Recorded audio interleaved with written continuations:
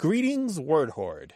We're here with an exciting option for you, a version of our podcast without any ads. That's right. No advertising interruptions, just the content you love, ready to go in your favorite podcast apps like Spotify and Apple Podcasts. It's another way to support the show, ensuring that we keep bringing you the word stories and language explorations that you love. Try it at waywardradio.org/ad-free. And it's affordable. For just a small subscription fee, you can enjoy A Way with Words uninterrupted, except by us. Plus, it makes a great gift. Know somebody who loves language as much as you do? Give them the gift of words. Easy to sign up, easy to enjoy. It's the same A Way with Words, just streamlined for your listening pleasure. Go to waywardradio.org/ad-free. Support us, support the show, and enjoy an ad-free listening experience. waywardradio.org/ad-free. Thank you.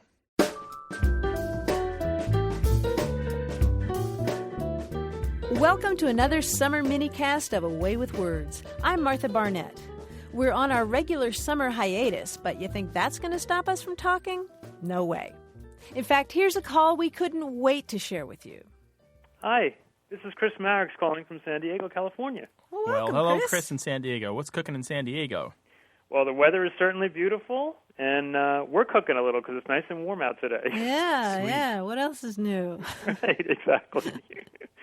So I was raised in New Jersey, and although I live out here now, and when I was a kid, I spent an awful lot of time with a local family, the parents and siblings of a good friend of mine who were Jewish people, and they were Reform Jews living in New Jersey, and they use a lot of Yiddish expressions. And I'm not Jewish from my family, and one of the expressions they use all the time was "hak me" and "tshaynik," and we heard it a lot. And I picked up a lot of Yiddishisms from them from being around them so much. Uh-huh. And I always wondered, and they did too, actually, what exactly does that mean? I mean, we knew what it meant contextually. When Mrs. Steinberg said to me, "hak me and tshaynik already," it meant, you're driving me crazy, leave me alone.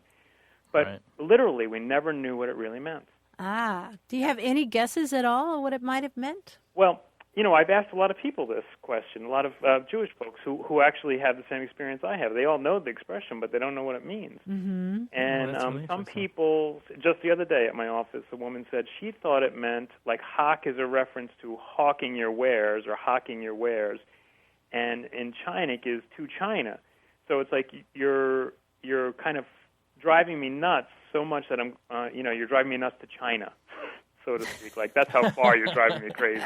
So, well, but I don't know how true that is. I mean, who knows? Not really, no. But I didn't think it would be. It's a good guess, but... bonus points for trying, but not really, no.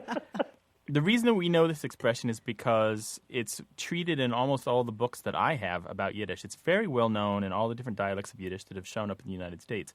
But probably the reason that you didn't find it, Chris, is because transliterating from the Yiddish characters, which are very similar to Hebrew, into English means there's a lot of room for variation. So it's hard to Google this because you're not quite sure how to transliterate it, right? Exactly. That's exactly what I've done. So. Yeah, exactly. So there are a variety of spellings, and I'm not going to spell them here, but the full form of the phrase as I know it, and pardon me, Yiddish speakers, because I didn't grow up with the language either, but the best that I can do is hak mir nit kein tshaynik.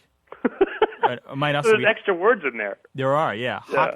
You might also say hak mir nisht kein tshaynik, or tshaynik, something like that. Uh-huh. And the reason so what you find is you've hit on something really interesting here, Chris.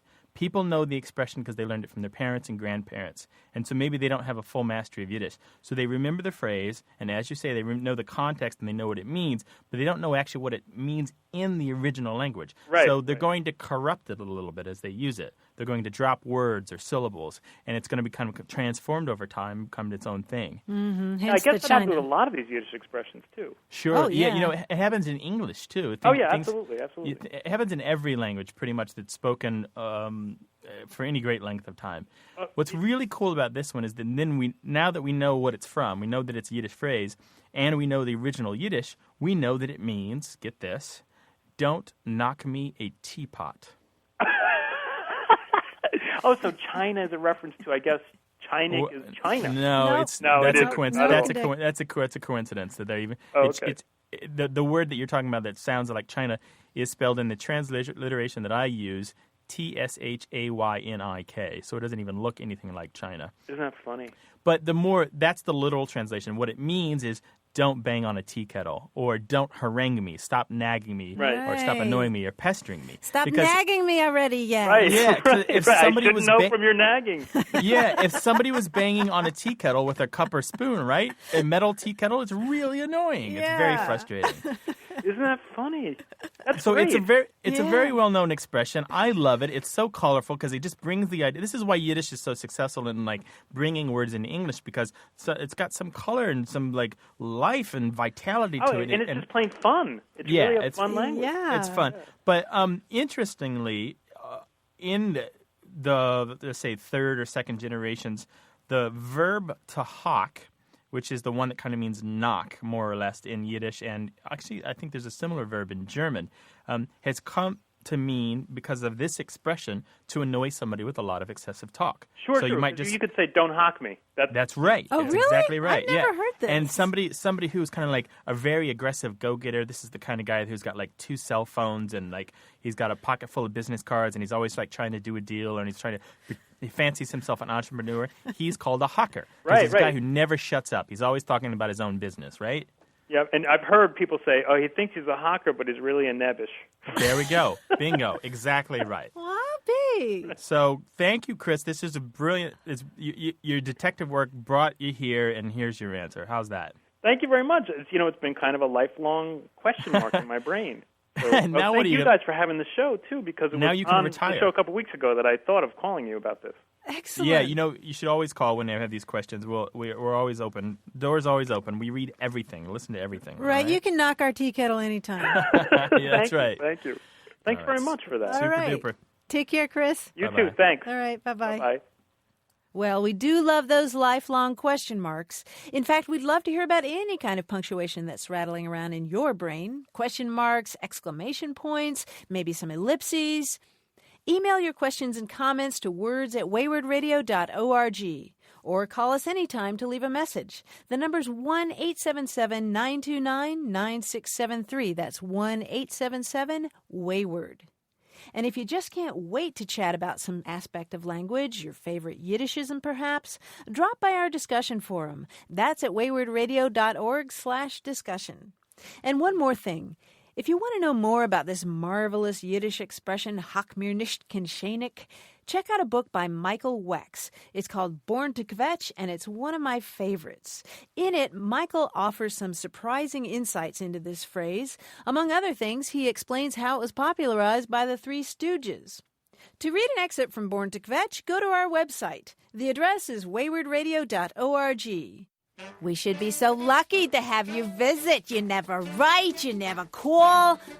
For A Way with Words, I'm Martha Barnett. I'm ready yet. Support for A Way with Words comes from WordSmart, the vocabulary building software. Improving your vocabulary, reading comprehension, and critical thinking skills will increase your chances for success. Learn more online at wordsmart.tv.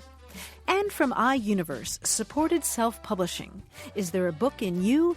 Find out how to publish it at 1-800-AUTHORS or learn more online at iUniverse.com.